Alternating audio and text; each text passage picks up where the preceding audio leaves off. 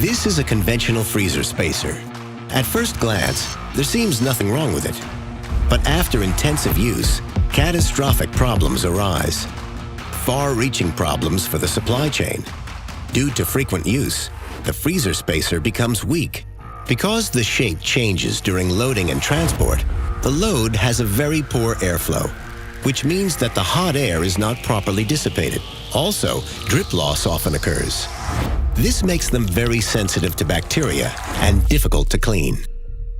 Plastic Frost introduces the Optiflow Freezer Spacer, a revolutionary design that significantly improves the freezing process.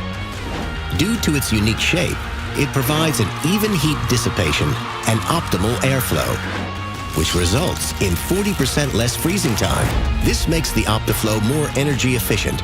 Due to its stability and shape, Optiflow has a high and stable load-bearing capacity, resulting in an even distribution of the load-bearing capacity of the boxes and no drip loss. This prevents a spacer from freezing onto the boxes and makes the Optiflow extremely suitable for robot operations. In addition, the freezer spacer leaves little moisture after cleaning. Optiflow, a new generation of freezer spacers.